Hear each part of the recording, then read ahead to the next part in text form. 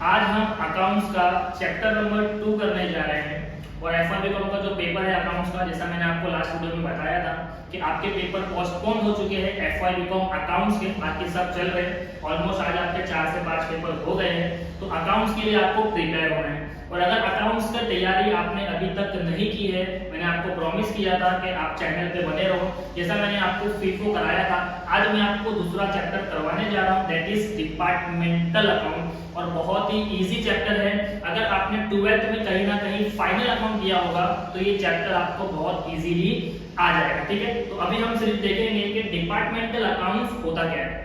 Okay, तो सबसे पहले सर डिपार्टमेंटल अकाउंट्स होता क्या है। डिपार्टमेंटल में हमको करना क्या है बच्चों, हमने 12th में चैप्टर सीखा था फाइनल अकाउंट।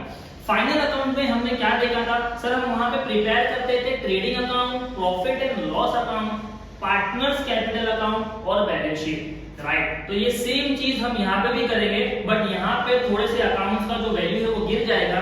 यहाँ पे आपको सिर्फ 2 अकाउंट प्रिपेयर करने हैं, एक है ट्रेडिंग अकाउंट और दूसरा है profit and loss account, right. इसका फॉर्मेट थोड़ा सा चेंज होगा। सर चेंज क्या होगा, तो समझते हैं डिपार्टमेंटल अकाउंट होता क्या है, जिससे आपको समझ में आएगा हम यहाँ पे क्या करने वाले हैं।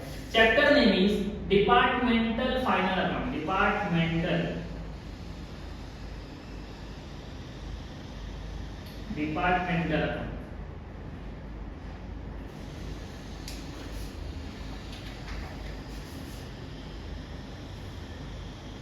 डिपार्टमेंटल अकाउंट में हम क्या करने वाले हैं बच्चों, डिपार्टमेंटल अकाउंट में हम बनाएंगे ट्रेडिंग अकाउंट,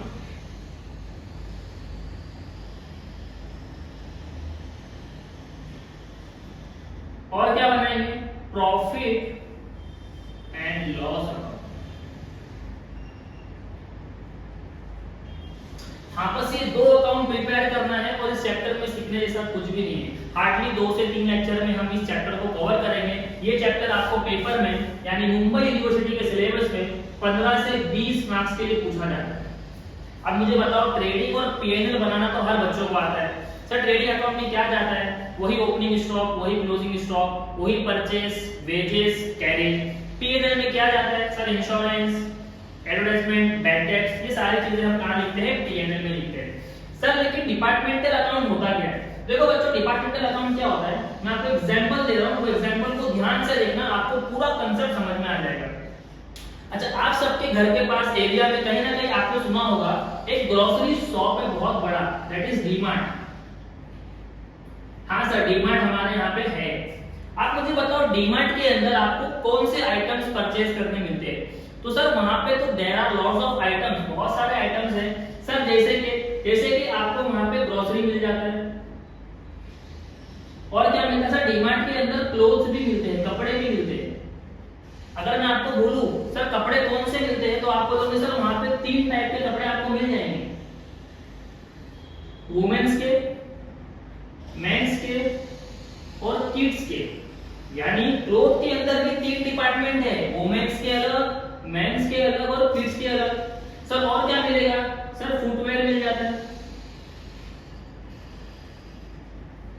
ठीक है, जूते चप्पल सब मिलते हैं। यानी डीमार्ट जो है, डीमार्ट के अंदर काम करने के लिए अलग अलग डिपार्टमेंट है, grocery department, clothes department, footwear department. तो बच्चों 12th में हमने जो फाइनल अकाउंट बनाया था, जहां पे हमने ट्रेडिंग और पीएनएल किया था, वो जो पीएनएल और ट्रेडिंग था वो किसका था, डीमार्ट का। हम यहाँ पे जो ग्रॉस प्रॉफिट और नेट प्रॉफिट निकालते थे वो किसका था बच्चों, डीमार्ट का। लेकिन डीमार्ट आपसे अभी ये जानना चाहता है कि सर मैंने जो ग्रॉस प्रॉफिट या नेट प्रॉफिट कमाया था उसमें ग्रोसरी ने कितना कमा के दिया, उसमें क्लोथ ने कितना कमा के दिया, उसमें फुटवेयर ने कितना कमा के दिया। तो सर इनका अलग से हमको क्या बनाना पड़ेगा, ट्रेडिंग अकाउंट बनाना पड़ेगा, प्रॉफिट एंड लॉस अकाउंट बनाना पड़ेगा। तो हमें पता चलेगा डीमार्ट ने जो प्रॉफिट कमाया था उसमें ग्रोसरी ने कितना किया, क्लोथ ने कितना किया और फुटवेयर ने कितना किया। इसलिए हम ये चैप्टर को सीखेंगे, that is departmental trading and profit and loss account. Chapter का नाम है departmental account. Sir departmental account में क्या बनाना है, हमें सिर्फ 2 अकाउंट प्रिपेयर करना है, एक है ट्रेडिंग अकाउंट और दूसरा है प्रॉफिट एंड लॉस। सर कैसे बनता है, सेम जैसे आपने 12th में बनाया था, that is sir debit side and credit side. बस यहाँ पे जो अकाउंट बनेंगे वो कॉलमिनर फॉर्म में बनेंगे। सर क्या मतलब, देखो हमें ग्रोसरी, क्लोथ, फुटवेयर तीनों डिपार्टमेंट की ट्रेडिंग बनाना है, तो अगर हम हर पेज पे ट्रेडिंग बनाएंगे तो आपका पेज ज्यादा चला जाएगा। तो हम क्या करेंगे, एक ही पेज पे तीनों के अकाउंट बनाएंगे, कॉलम बनाएंगे। तो डेबिट साइड पे particular, total, basis, department A, department B. Suppose करो दो डिपार्टमेंट है डीमार्ट के अंदर, तो ए और बी। फिर particular, total, basis, department A, department B. यानी आप इस सम्स को दो पेज पे आमने सामने करना, एक पेज पे करोगे बहुत कंजस्टेड हो जाएगा और आपको जगह नहीं मिलेगा। तो एक साइड लेफ्ट साइड पे पूरा डेबिट बनाना और सेकंड साइड पे पूरा क्रेडिट बनाना।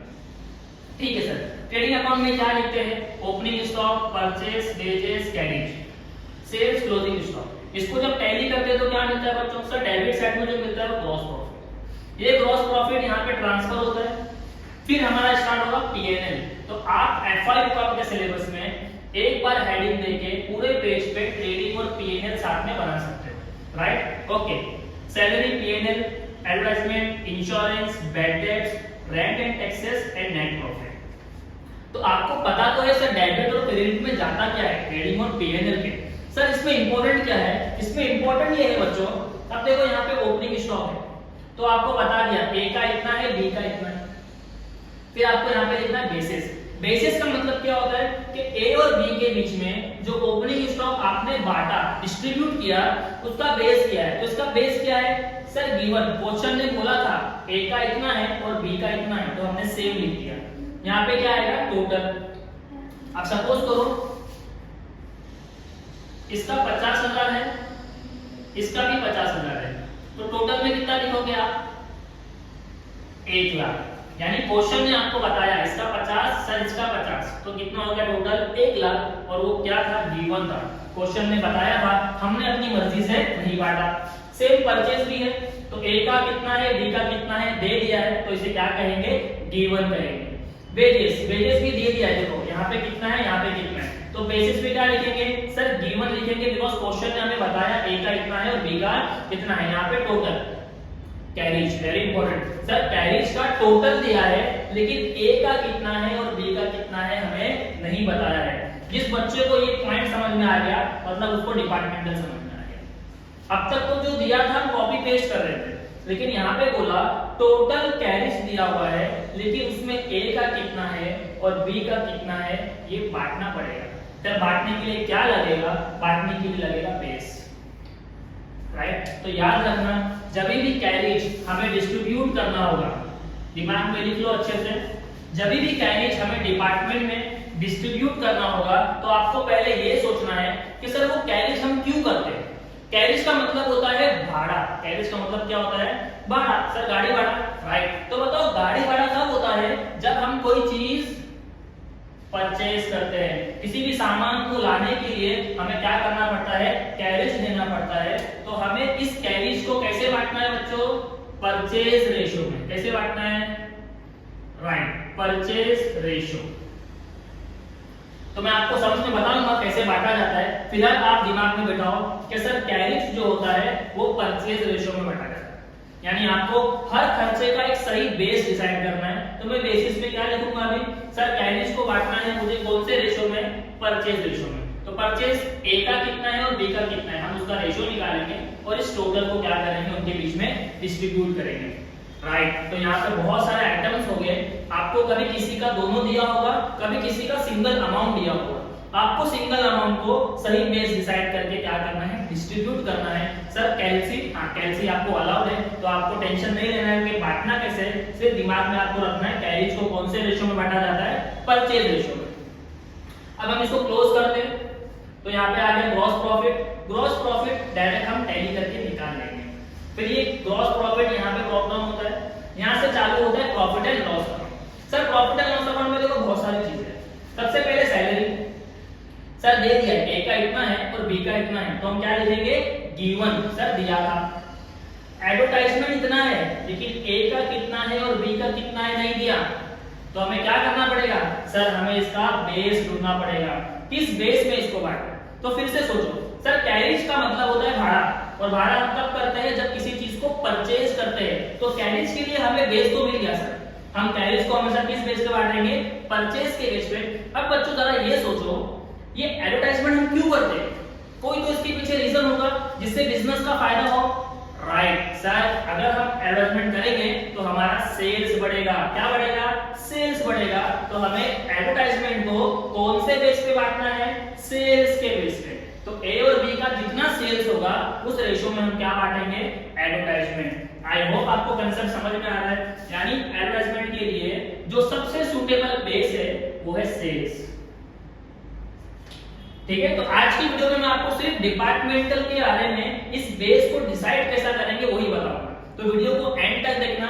अगर आपके एक बार ये पॉइंट क्लियर हो गया तो डिपार्टमेंटल का first question, very first question, अगर आप मेरा वीडियो नहीं भी देखोगे आप उसको सॉल्व कर सकते हो। क्योंकि ट्रेडिंग और पीएनएल में जाता क्या आपको पता है, लेकिन डिपार्टमेंट में बांटना कैसे है ये इंपॉर्टेंट है। राइट, तो आपको याद रखना है जब भी एडवर्टाइजमेंट आएगा हम उसको कौन से रेशियो में बांटेंगे? सर सेल्स रेशियो में। कैसे बांटना है वो सवाल मैं अगले वीडियो में सॉल्व करूंगा। अभी सिर्फ बेस याद करो। सर किसे बांटना है? एडवर्टाइजमेंट को बांटना है सेल्स रेशियो में, कैरिज को बांटना है परचेज रेशियो में। ओके, आगे चलते हैं। बच्चों इंश्योरेंस दिया है, इंश्योरेंस पे मैं एंड में आता हूं। ठीक है, इंपॉर्टेंट है, बाद में आता हूं। उससे बाद दिया हुआ है बैड डेट्स। देखो बैड डेट्स का अमाउंट है सर, टोटल है, क्या है? टोटल। लेकिन ए का कितना है और बी का बैड डेट्स कितना है नहीं बताया। तो क्या करना पड़ेगा? सर हमें बेस ढूंढना पड़ेगा, किस बेस में उसको बांटे। तो बताओ बैड डेट्स का मतलब क्या होता है? सर बैड डेट्स का मतलब होता है कि जब डेटर हमें पैसा नहीं देता है, कस्टमर से जब पैसा नहीं मिलता है और आपका पैसा डूब जाता है, उसको क्या कहते हैं? बैड डेट्स कहते हैं। Very right. तो बैड डेट्स डूबना मतलब क्या होता है? सर हमने डेटर को क्या किया था? सर हमने डेटर को सेल्स किया था, हमने किसी को माल बेचा और उसका पैसा नहीं मिला। तो बैड डेट्स कब होगा? जब सेल्स होगा। बैड डेट्स कब होगा? बैड डेट्स कब होगा? जब सेल्स होगा। तो सर बैड डेट्स को भी कौन से रेशियो में बांटना पड़ेगा? बैड डेट्स को भी हमें सेल्स रेशियो में बांटना पड़ेगा। कैसे बांटते हैं ये अगले वीडियो में देखेंगे। ठीक है, ओके। तो सर तीन रेशियो समझ में आ गए। कैरिज परचेज रेशियो में बढ़ेगा, एडवर्टाइजमेंट सेल्स के रेशियो में बढ़ेगा और बैड डेट्स सेल्स रेशियो में बढ़ेगा। राइट। रेंट एंड टैक्सेस, क्या आपको कुछ फील हो रहा है? सर रेंट और टैक्सेस क्यों करते हैं, किस बेस पे करते हैं? अगर मैं आपको बोलूं बेटा मेरी ये क्लास है, मुझे इसका रेंट देना पड़ता है हर महीना, लेकिन ए और बी ये दोनों यहाँ पे काम करते हैं, तो ए और बी के बीच में ये कैसे बटेगा? राइट, फिर से एग्जांपल दे रहा हूं, ध्यान से देखना बच्चों। ये मेरी क्लास है ऐसी, इसके अंदर दोनों बैठ के काम कर रहे हैं। सर ए डिपार्टमेंट भी है और बी भी है। अब क्वेश्चन ने मुझे दे दिया रेंट, कितना दे दिया? 10,000, और ए और बी दोनों ही जगह को यूज कर रहे हैं। तो मुझे बताओ ए को कितना रेंट देना है और बी को कितना रेंट देना है। यानी आपको क्या करना है? उसका एक बेस डिसाइड करना है। राइट, तो क्या करना है? तो सिंपल आंसर ये है बच्चों, सर रेंट उतना ही दिया जाएगा जो जितनी जगह यूज करेगा। जो जितनी जगह यूज करेगा वो उतना रेंट देगा। यानी हमको क्या देखना है यहाँ पे? हमको देखना है एरिया। क्या देखना है बच्चों? Area ratio. यानी हम रेंट को हमेशा किस बेस पे बांटेंगे बच्चों? जितनी एरिया इन्होंने यूज की है, ऑक्यूपाई की है, उस रेशियो में बांटेंगे। तो रेंट का हमें क्या ध्यान में रखना है कि सर हम एरिया रेशियो में बांटेंगे। जो जितनी जगह यूज करेगा उतना रेंट पे करेगा, जो जितनी जगह यूज करेगा उतना रेंट पे करेगा। आई होप आपको ये सब कुछ समझ में आया। राइट, उसके बाद क्रेडिट साइड पे पीएनएल में हम ज्यादा कुछ लिखते नहीं है। जैसे ग्रॉस प्रॉफिट तो यहाँ से ट्रांसफर हुआ है। उसके बाद discount receive, sir discount receive का भी एक अमाउंट है ए और बी का, यानी इसको कितना डिस्काउंट रिसीव हुआ और इसको कितना डिस्काउंट रिसीव हुआ नहीं मालूम। तो हम क्या करेंगे? सर हम अभी बड़े हो गए हैं, एफवाई बीकॉम में है, तो हम क्या करेंगे? अपने दिमाग से उसका बेस डिसाइड करेंगे। अब आप लोग मुझे बताओ कि डिस्काउंट रिसीव कब होता है? सर मैं जब परचेज करता हूं किसी भी चीज को तो मुझे उसके ऊपर क्या मिलता है? डिस्काउंट मिलता है। राइट, तो आप कभी कभी शॉपिंग करने जाते होंगे, तो आप जब भी कोई चीज खरीदते हो और आप उसको बोलते हो कि भाई मुझे 10 रुपया कम करके दे दे, 50 रुपया कम करके दे दे, तो वो आपको कम करके देता है। लेकिन आपने क्या किया? आपने परचेज किया, तब उसने आपको डिस्काउंट दिया। राइट, तो डिस्काउंट रिसीव किस बेस पे रिकॉर्ड होता है? सर परचेज के बेस पे। जो जितना परचेज करेगा उसको उतना डिस्काउंट मिलेगा। राइट। तो आपको दिमाग में रखना है डिस्काउंट रिसीव हमेशा किस बेस पे बैठा जाएगा सर, परचेज बेस पे। तो ए ने और बी ने जितना जितना परचेज किया होगा उन्हें उतना क्या मिलेगा, डिस्काउंट मिलेगा, राइट। तो आज की वीडियो में सिर्फ बच्चों इतना ही। हमने क्या देखा सर, अपने डिपार्टमेंटल अकाउंट को समझा। डिपार्टमेंटल में क्या होता है सर, ट्रेडिंग और पीएनएल बनाना है बट डिपार्टमेंट्स के, इसके बनाना है डिपार्टमेंट के। तो जितने डिपार्टमेंट्स हो गए उतने अकाउंट बनाओ। अगर 3 डिपार्टमेंट है तो ए बी सी, दो कॉलम एक्स्ट्रा किसके लिए, टोटल के लिए, उनका टोटल अमाउंट दिया होगा। उसके बाद हम उसको किस बेस पे बांटेंगे हमको यहाँ पे लिखना है। अगर क्वेश्चन ने बता दिया कि भाई दोनों को इतना इतना दो तो गिवन, लेकिन हमने डिसाइड किया तो हम रीजन लिखेंगे। सर कैरिज को परचेज रेशियो में बांटा जाता है, एडवर्टाइजमेंट को सेल्स के रेशियो में बांटा जाता है, बैड डेब्ट को सेल्स के रेशियो में बांटा जाता है, रेंट जो जितनी जगह यूज करेगा उतना बांटना पड़ेगा यानी कि एरिया रेशियो में, डिस्काउंट रिसीव को हम हमेशा परचेज के रेशियो में बांटेंगे। अब एक पॉइंट रह गया था दैट इज बैड डेब्ट, इंश्योरेंस। बच्चों देखो इंश्योरेंस क्या होता है, इस एग्जांपल पे आते हैं। मैंने आपको एग्जांपल दिया वो डीमार्ट एक पूरा के पूरा ऑर्गेनाइजेशन है, पूरा की पूरा कंपनी है। डीमार्ट के अंदर डिपार्टमेंट्स काम कर रहे हैं, राइट। अब मुझे बताओ डीमार्ट अगर इंश्योरेंस करवाता है, अपनी जगह का इंश्योरेंस करवाता है, तो डीमार्ट पूरे जगह का इंश्योरेंस करवाएगा या उसके अंदर जो ग्रोसरी वाला है सिर्फ उतने हिस्से का। सपोज करो कि डीमार्ट ने फायर इंश्योरेंस कराया, क्या कराया कि उसकी जगह पे कभी आग लग जाती है तो उसको उसका पैसा मिल जाएगा, इंश्योरेंस के लिए मिल जाएगा। तो डीमार्ट ने कराया फायर इंश्योरेंस।